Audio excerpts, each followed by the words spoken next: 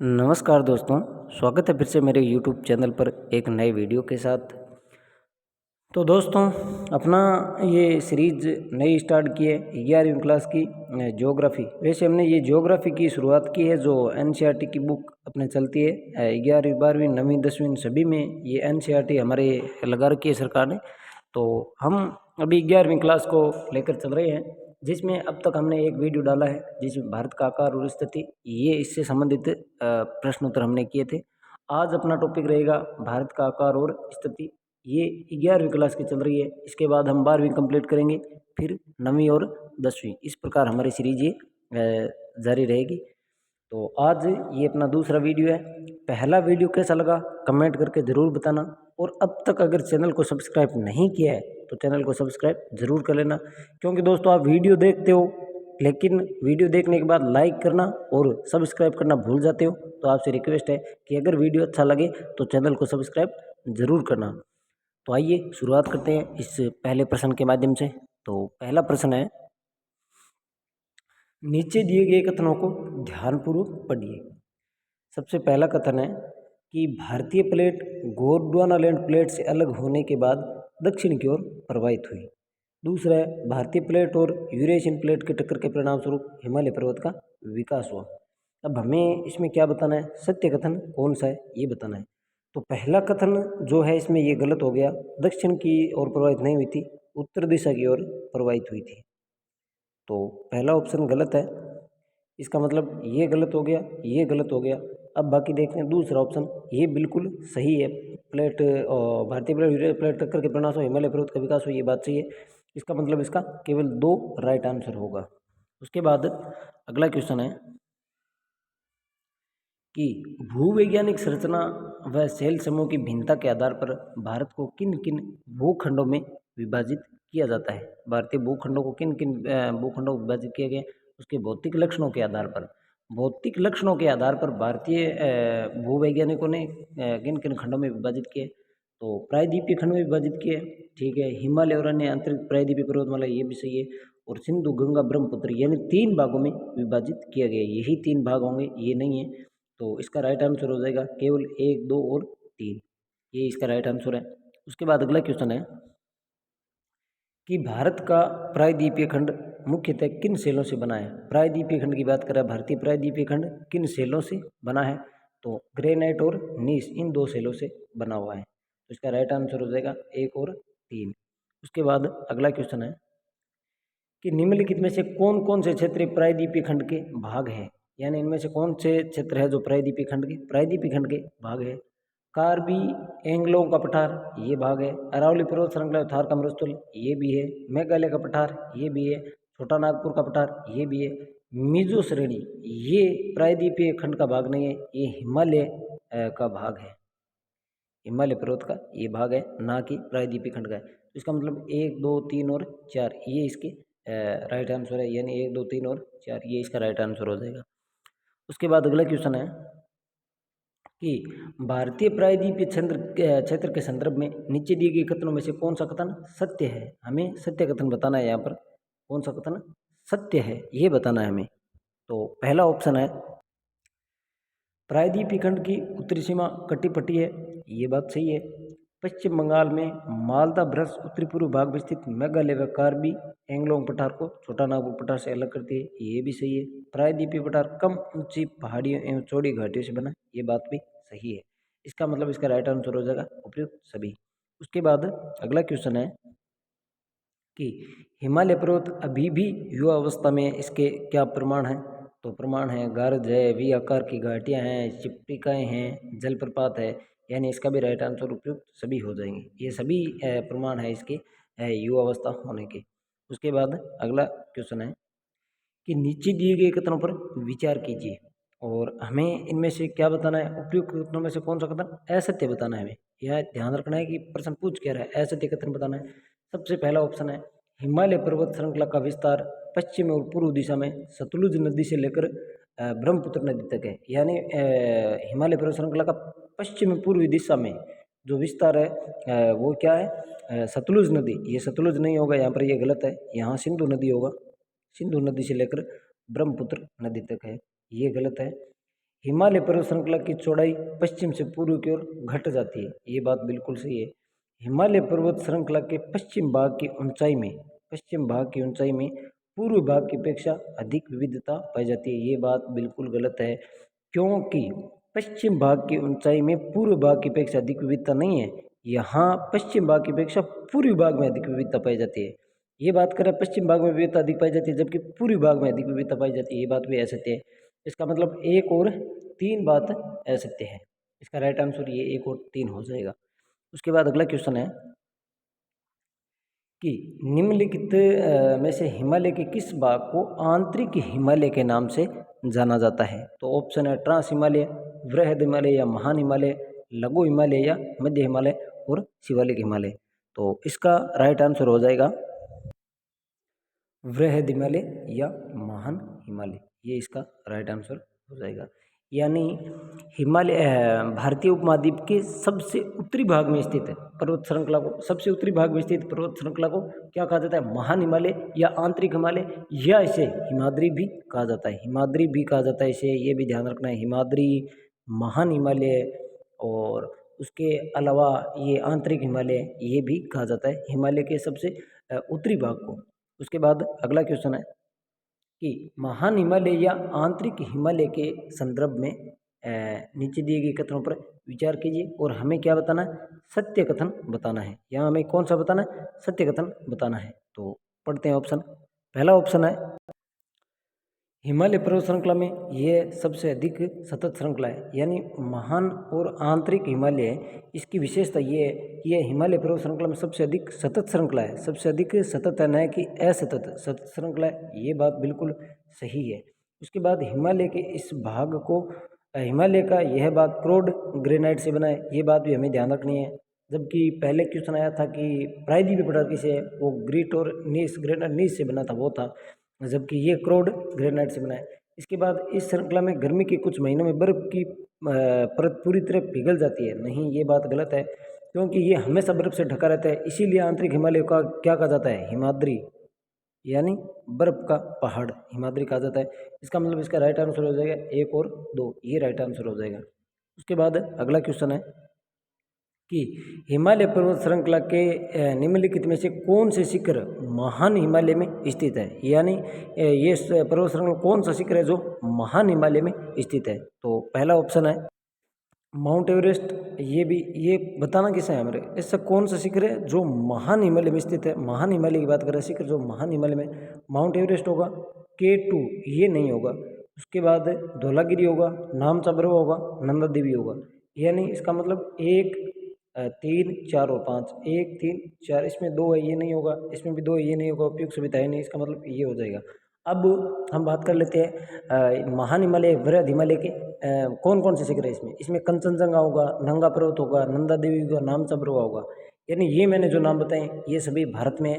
जबकि नेपाल में mount Everest, मक्कालू, Dhaulagiri, Annapurna, गुरला Mandhata, ये सभी नेपाल में है और जो कि महान हिमालय में स्थित है। तो ये होगा इसका। और अगर इसकी बात करें तो ये नेपाल में हो गया। उसके बाद धौलागिरी, और धौलागिरी भी नेपाल में हो गया। जबकि नामचंद्रवा ये भारत में है, और ये नंदा देवी ये भी भारत में, उत्तराखंड में। उसके बाद अगला क्वेश्चन है निम्नलिखित में से कौन सी विशेषता मध्य हिमालय, यानी अब हमें किसकी बतानी विशेषता, मध्य हिमालय या लघु हिमालय पर्वत श्रृंखला की है? तो इनमें से हमें अब विशेषता बतानी है मध्य हिमालय की। वो अभी बताई थी हमने महान हिमालय की। महान हिमालय की विशेषता क्या थी? वो सबसे अधिक सतत श्रृंखला थी और उसका भाग है वो क्रोड ग्रेनाइट से बना था। अब हमें बतानी है मध्य या लघु हिमालय की। तो अब देखते हैं, आइए इसमें ऑप्शन पढ़ते हैं। सबसे पहले ये हिमालय पर्वत श्रृंखला सबसे अधिक असतत है। ये बात बिल्कुल सही है, क्योंकि असतत है। जबकि महान हिमालय या आंतरिक हिमालय क्या विशेषता थी? वह सतत थी। और ये मध्य हिमालय या लघु हिमालय की पर्वत श्रृंखला कैसे असतत है, ये बात ध्यान रखना है। महान हिमालय की पर्वत श्रृंखला थी वो थी सतत, जबकि लघु या मध्य हिमालय ये महान हिमालय का दक्षिण भाग है। जैसे सबसे पहले महान हिमालय आ गया, उसके बाद लघु या मध्य हिमालय, या इसे एक नाम और कहते हैं हिमाचल भी कहते हैं इसे, हिमाचल या निम्न हिमालय, ये इसके नाम हैं। महान हिमालय, महान हिमालय जिसको हिमाद्री भी कहते हैं, उसके ठीक नीचे जो है उसका 2 नंबर पर आता है मध्य हिमालय, लघु हिमालय, हिमाचल या निम्न हिमालय के नाम से जाना जाता है। उसके बाद तीसरी जो श्रृंखला आती है वो आती है शिवालिक। ये अलग अलग नाम है, ये ध्यान रखना है। तो अब ये विशेषता इसकी है, इन पर्वत श्रृंखलाओं का निर्माण मुख्यतः अत्यधिक संपीड़ित तथा परिवर्तित शैलों से हुआ है, ये बात भी सही है। दून इस पर्वतीय श्रृंखला की प्रमुख विशेषता है, ये नहीं है, क्योंकि ये है शिवालिक हिमालय में। शिवालिक हिमालय में दून पाए जाते हैं, जैसे देहरादून वो वगैरह, वो शिवालिक हिमालय के न कि इसके। तो ये बात बिल्कुल गलत है। इसका मतलब इसका हमें सत्य कथन बताना है। सत्य कथन है 1 और 2, 3 इसका गलत हो जाएगा। ये गलत हो गया, ये गलत हो गया, ये गलत है। इसका मतलब 1 और 2 इसका राइट आंसर हो जाएगा। उसके बाद अगला क्वेश्चन है, तो ये हमें दोस्तों अलग से नोट कर लेना इनके, क्योंकि काफ़ी शानदार क्वेश्चन है। ये विशेषता आपको कहीं नहीं मिलेगी किताबों में, ऐसी विशेषता, अलग अलग विशेषता, यानी मध्य हिमालय क्या विशेषता है, निम्न हिमालय या महान हिमालय क्या है, शिवालिक की क्या है, ये ध्यान रखना है दोस्तों में। उसके बाद अगला क्वेश्चन है कि लघु हिमालय या हिमाचल हिमालय के अंतर्गत कौन सी पर्वत श्रृंखलाएं आती है। तो लघु हिमालय के अंतर्गत कौन कौन सी पर्वत श्रृंखलाएं आएगी। इससे पहले हमने देखा था कि महान हिमालय के अंतर्गत कौन सी पर्वत श्रृंखलाएं आती है। तो महान हिमालय के अंतर्गत हमने देख ली थी, माउंट एवरेस्ट आ गई थी। उसके अलावा धौलागिरी ये आ गई थी, ये देखिए धौलागिरी आ गई थी, माउंट एवरेस्ट आ गया था, नामचंद्रो आ गया था, नंदा देवी आया था। और अब जो ये है, इसके अंतर्गत हमें बतानी है कि लघु हिमालय या हिमाचल के अंतर्गत कौन कौन सी पर्वत श्रृंखलाएं आती है। तो आइए देखते हैं इसके अंतर्गत कौन कौन सी पर्वत श्रृंखलाएं हैं। धौलाधर और पीर पंजाल और महाभारत और जास्कर। तो इसका ये इसमें आ जाएगी धौलाधर, पीर पंजाल, महाभारत, ये नहीं होगी इसमें। एक आपने ध्यान दिया होगा, एक था धौलाधर और एक था धौलागिरी। धौलागिरी वो उसमें था, ये धौलाधर इसमें है। पीर पंजाल, धौलाधर और महाभारत श्रृंखला लघु हिमालय या हिमाचल हिमालय में आती है। उसके बाद अगला क्वेश्चन देखें, तो एक चीज़ और, पीर पंजाल जो पर्वत श्रृंखला है वो सबसे लंबी तथा सबसे महत्वपूर्ण श्रृंखला है, ये भी आपको ध्यान रखना है। उसके बाद अगला क्वेश्चन है कि शिवालिक पर्वत श्रृंखला के संदर्भ में नीचे दिए गए कथनों पर विचार कीजिए। अब आए हैं शिवालिक श्रृंखला, यानी महान हिमालय और लघु हिमालय के बाद तीसरी जो पर्वत श्रृंखला वो है शिवालिक श्रृंखला। हिमालय की सबसे बाहरी पर्वत श्रृंखला को शिवालिक कहते हैं, बिल्कुल ये बात भी आपको ध्यान में रखनी है कि हिमालय की सबसे उत्तरी जो श्रृंखला है वो तो महान हिमालय या हिमाद्री। उसके बाद आती है मध्य, जिसे लघु हिमालय, निम्न हिमालय या हिमाचल हिमालय कहते हैं। उसके बाद जो सबसे बाहरी पर्वत श्रृंखला है उसको कहते हैं शिवालिक हिमालय। ये पर्वत श्रृंखलाएं असंपीड़ित अवसादों से बनी है, ये बात भी हमें ध्यान रखनी है कि ये शिवालिक पर्वत श्रृंखला वो किससे बनी है, असंपीड़ित अवसादों से बनी है। ये बात भी आप अपने नोट्स में डाल लेना। तो इसका राइट आंसर हो जाएगा 1 और 2, दोनों कथन ये सत्य है। उसके बाद अगला क्वेश्चन है कि विश्व प्रसिद्ध कांगड़ा एवं कुल्लू घाटी स्थित है। तो ये कांगड़ा और कुल्लू घाटी ये किस पर्वत श्रृंखला में स्थित है। तो ये अपने मध्य हिमालय में आएगी, मध्य हिमालय के अंतर्गत आ जाएगी। मध्य हिमालय, लघु हिमालय या हिमाचल भी कहा जाता है इसको, हिमाचल हिमालय भी नाम दिया जाता है। इसके अलावा इस हिमालय की 1-2 विशेषता और है। इसमें ये हमारे पर्यटन स्थल है, मसूरी, नैनीताल और रानीखेत, ये भी लघु हिमालय, मध्य हिमालय में भी आते हैं। उसके बाद अगला क्वेश्चन है कि निम्न हिमाचल तथा शिवालिक के बीच स्थित लंबोत घाटी को कहते हैं। ये कह रहा है निम्न हिमालय और निम्न हिमाचल यानी लघु हिमालय, लघु या मध्य हिमालय की बात कर रहा है, और तथा शिवालिक के बीच स्थित लंबोत घाटी को क्या कहते हैं। तो इसको कहते हैं दून। ये पहले आया था दून, देहरादून हो गया, कोटली दून हो गया, पाटली दून हो गया आदि, ये लघु हिमालय और शिवालिक हिमालय के बीच आते हैं, जिसको दून कहते हैं। उसके बाद अगला क्वेश्चन है कि पश्चिम से पूर्व तक स्थित हिमालय क्षेत्रों से संबंधित दी गई सूची 1 को सूची 2 से मिलान कीजिए। यानी हमें मिलान करना है। एक पंजाब हिमालय किन किन के बीच आता है, कुमाऊं हिमालय किन किन के, नेपाल हिमालय और असम हिमालय, ये हमें बताने हैं। तो देखो सबसे पहले पंजाब हिमालय, तो सबसे पहले पंजाब हिमालय आएगा, सतलुज तथा सिंध नदी इनके बीच है। और उसके बाद है कुमाऊं हिमालय, कुमाऊँ आ जाएगा सतलुज तथा काली, यानी इसका दूसरे का हो जाएगा 3, पहले में 4 और दूसरे में 3, यानी ये तो वैसे भी नहीं है। इसके बाद अगला है नेपाल हिमालय, तो इसमें आ जाएगा काली तथा तीस्ता, तो ये 2 नंबर इसका आ जाएगा। उसके बाद असम आ गया तीस्ता और दिहांग, यानी इसमें राइट आंसर हो जाएगा 4, 3, 2 और 1, ये राइट आंसर हो जाएगा, सी इसका राइट आंसर है। उसके बाद अगला क्वेश्चन है कि निम्नलिखित में से कौन सी पर्वत श्रेणियां कश्मीर हिमालय के अंतर्गत आती है। तो कश्मीर हिमालय के अंतर्गत कौन सी पर्वत श्रेणी आती है, तो इसमें आ जाएगी, तो इसमें आएगी काराकोरम, काराकोरम होगी, उसके अलावा लद्दाख होगी और जास्कर होगी, पीर पंजाल, यानी उपयुक्त सभी, ये सभी किस में आएगी, ये कश्मीर हिमालय के अंतर्गत आएगी। उसके बाद अगला क्वेश्चन है कि विश्व प्रसिद्ध कश्मीर घाटी और डल झील अवस्थित है, यानी प्रसिद्ध कश्मीर घाटी और डल झील स्थित है, कहाँ स्थित है, वृहद हिमालय या पीर पंजाल के बीच, वृहद हिमालय और जास्कर के बीच, काराकोरम और जास्कर के बीच, या लघु हिमालय और शिवालिक के बीच। तो इसका राइट आंसर हो जाएगा वृहद हिमालय और पीर पंजाल के बीच विश्व प्रसिद्ध कश्मीर घाटी और डल झील स्थित है।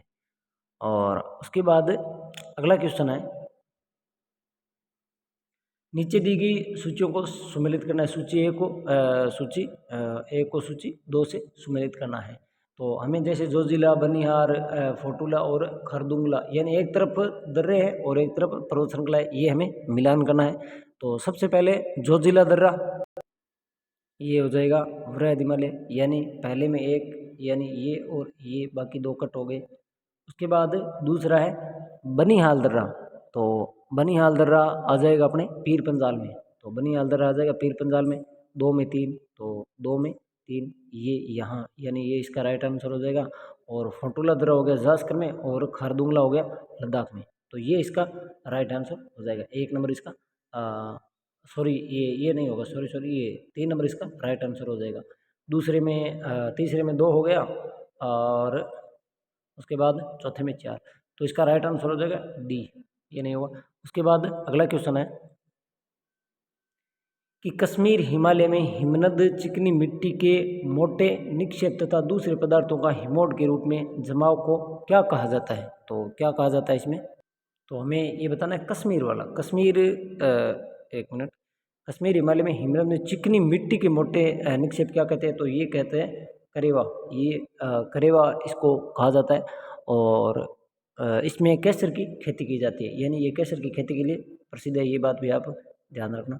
उसके बाद अगला क्वेश्चन है कि कश्मीर हिमालय की झीलों के संदर्भ में कौन सा युग्म सुमेलित है, यानी हमें सुमेलित युग्म बताना, कौन सा युग्म सुमेलित है।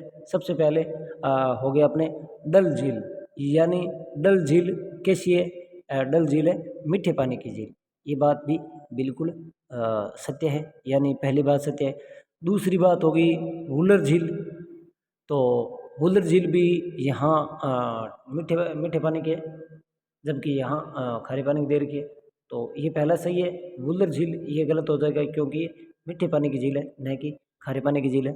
उसके बाद आ गया अपने ये पांगोंग से पांगोंग सो झील, ये खारे पानी की झील है। पांगोंग सो झील, हाँ बिल्कुल ये खारे पानी की झील है।